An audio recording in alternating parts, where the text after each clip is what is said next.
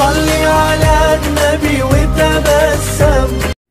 السلام عليكم ورحمة الله تعالى وبركاته. مرحبا بكم أعزائي المتابعين في درس جديد من دروس كتاب اللغة الفرنسية للمستوى الرابع ابتدائي pour communiquer en français. وعلى بركة الله سنبدأ. ودرسنا اليوم هو le nombre. le nombre نقصد به الاسم. le nombre العدد. J'écris chaque groupe de mots sur le dessin qui lui correspond.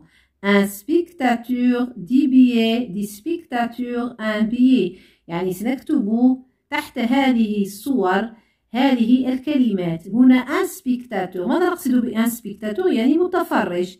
هنا متفرج واحد، يعني هذا نسميه un spectateur. عندما كتبنا un spectateur يعني un تدل على واحد، يعني شيء واحد، يعني un spectateur. يعني هنا سنكتب un spectateur. un spectateur. هنا c'est quoi ça؟ c'est un billet، يعني واحدة، يعني un billet. سنبحث عن un billet. هنا un billet، يعني هنا كتبت un وبدون اس، سنكتب هنا un billet.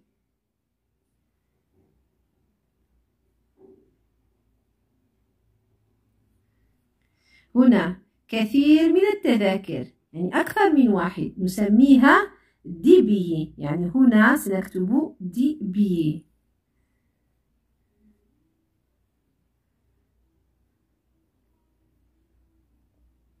وهنا كثير من المتفرجين، يعني beaucoup de spectateurs، يعني دي spectateurs. أيضا هنا مكتوبة هنا في الآخر إس، وهنا دي spectateurs.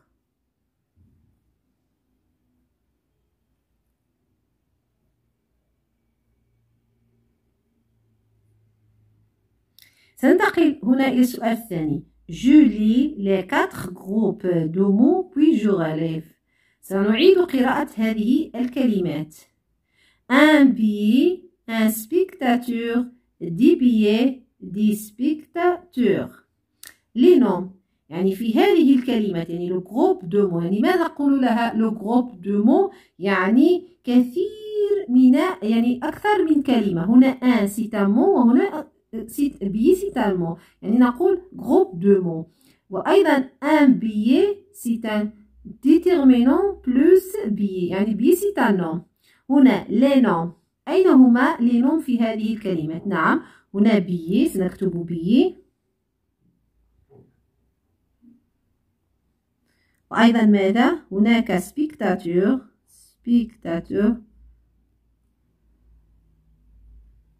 وأيضا هناك billet. هناك spectateur.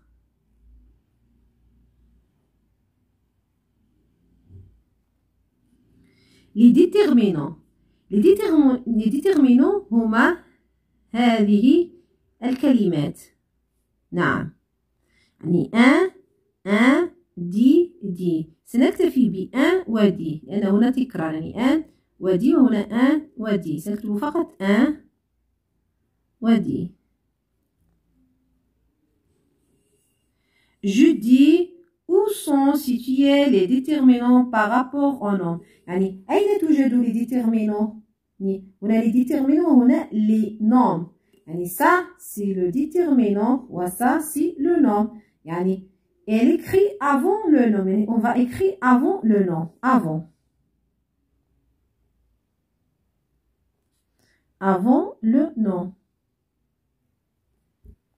Je compare، يعني أقارن. un billet 10 billets. ماذا تلاحظون؟ نعم un استبدلت بدي، وبي أضيفت لها اس، يعني un تكتب عندما يتعلق الاسم بالمفرد، يعني واحد. أما دي بيي وعندما نكتب دي ومعها اس في آخر الاسم، يعني نقصد هنا الجمع، يعني بلوريال. يعني إذا وجدتم كلمة بدأت بأن ستعرفونها أنها مفرد، أما إذا بدأت بدي فإن هذه الكلمة يعني في الجمع، يعني بلوريال. هنا أيضا un spectateur، يعني هذه الكلمة oui c'est un nom singulier لأنه بدأ بأن، وهنا لا تضاف هنا إس. أما هنا دي سبيكتاتور. دي سبيكتاتور يعني c'est un nom masculin pluriel. هذا un spectateur des spectateurs يعني مجموع من المتفرجين. Je dis ce qu'on ajoute à la fin du nom quand il désigne plusieurs personnes, plusieurs animaux ou plusieurs choses. يعني ماذا نضيف عندما يتعلق بأسماء مثل مجموعة من الأشخاص، مجموعة من الحيوانات، مجموعة من الأشياء. نعم، كما قلنا سابقا عند الجمع en pluriel on ajoute s. هنا أضفنا s. كما ترون في الجمع نضيف s. نكتب هنا on ajoute s. On ajoute s. Je retiens un groupe nominal et singulier lorsqu'il désigne une personne, un animal ou une chose. يعني عندما يتعلق الأمر باسم واحد، سواء كان شخص واحد أو حيوان واحد أو شيء واحد، نسمي أن هذا الاسم في أنه اسم مفرد. كمان نجد هنا ان بي. هذه ان بي نسميها جروب نومينال لأنها تتكون من كلمتين ان وبي. ça c'est un nom، ça c'est un nom، ولهذا نسميها جروب نومينال يعني مجموعة اسمية. Un groupe nominal est au pluriel lorsqu'il désigne plusieurs personnes, plusieurs animaux ou plusieurs choses. À l'écrit, on ajoute un S à la fin du nom au pluriel. Les enfants du dessin. يعني عندما يتعلق الأمر باسم مجموعة من الأشخاص يعني plusieurs personnes, plusieurs animaux مجموعة من الحيوانات ou plusieurs choses أو مجموعة من الأشياء نسميها جمع. وفي كتابتها نضيف لها اس كما وجدنا في هذا المثال. دي بي أضفنا اس، دي سبيكتاتور أضفنا اس.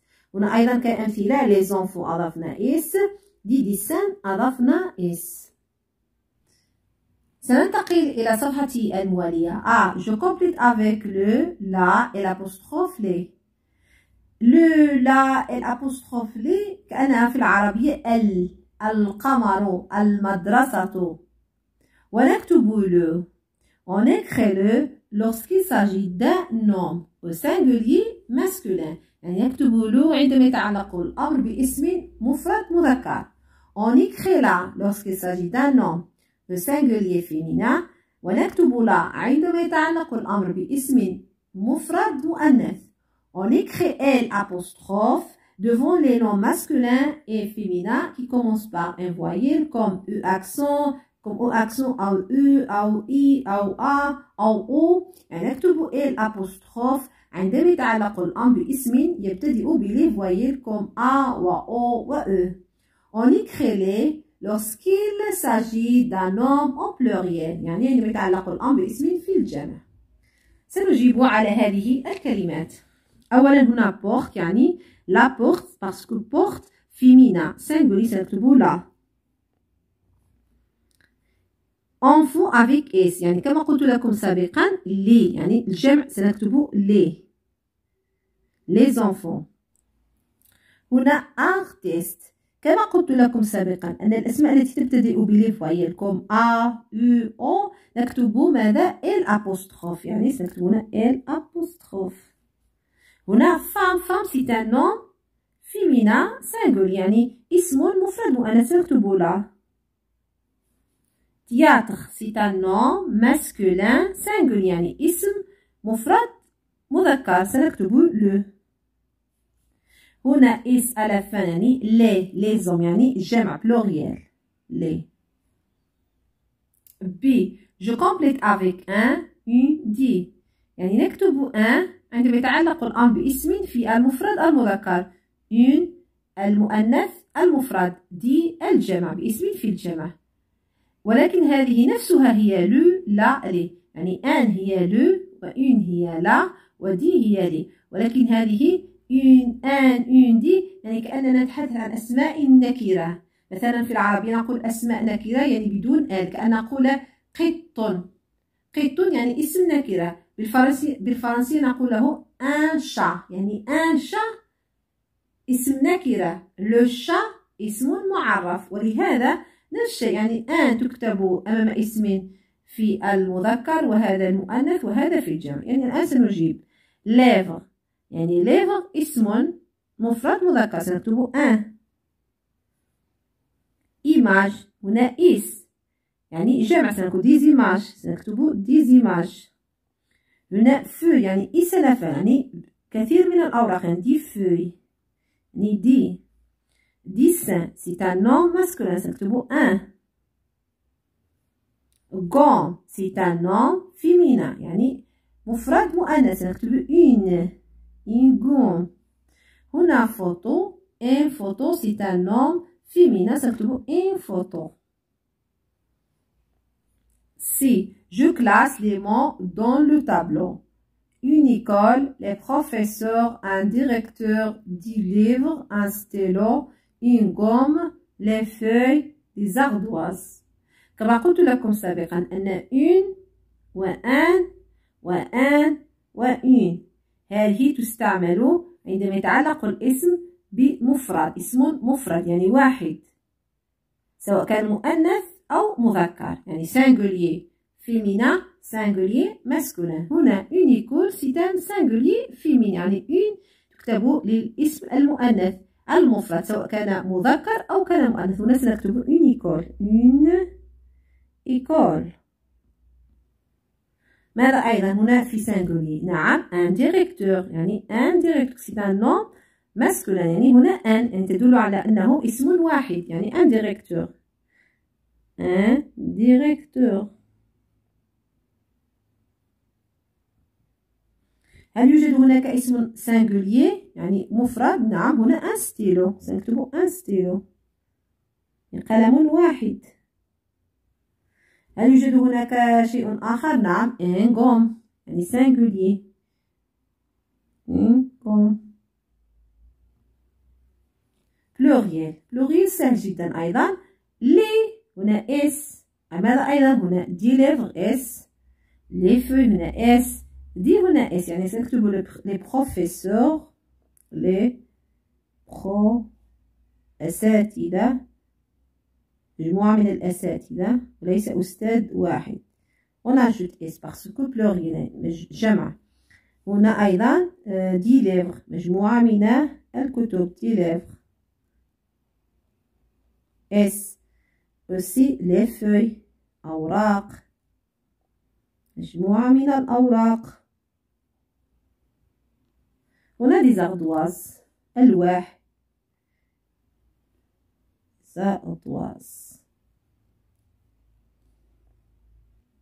خامسا j'écris les noms des habits que je vois sur les images. هنا مجموعة من الملابس سنكتب chacun image اسم ذلك اللباس. هنا c'est quoi؟ c'est une chemise يعني قميص نكتب une chemise.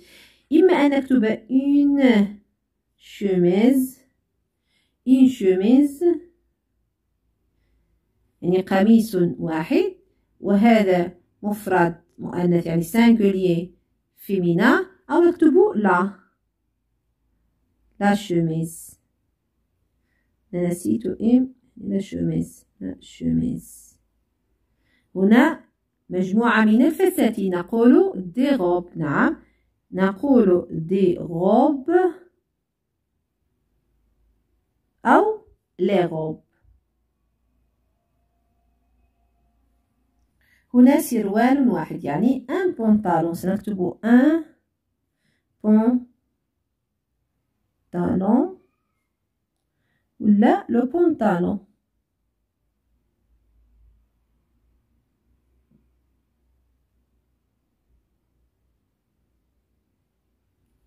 هنا مجموعة من ربطات العنق يعني دي كرافات يعني جمع ربطة عنق يعني سنكتب دي كرافات اس لأن هنا جمع. أو نقول لي كرافات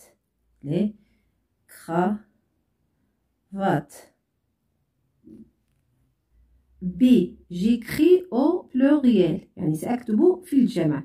Le chat c'est un nom masculin singulier يعني مفرد مذكر. لماذا عرفته أنه مفرد مذكر؟ لأن هنا لو وهنا الشا بدون اس، ولو تعني أن هذا الاسم مفرد مذكر.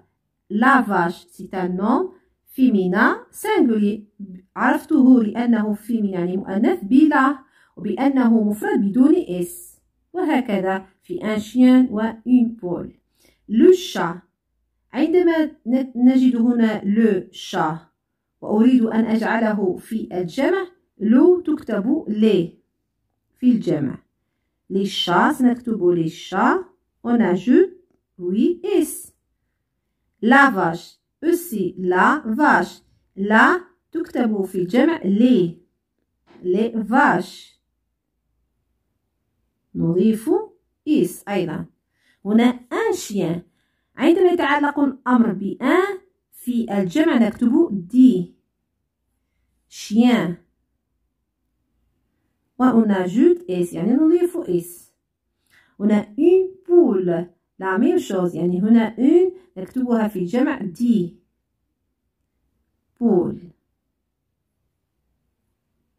نضيف اس لأنه جمع.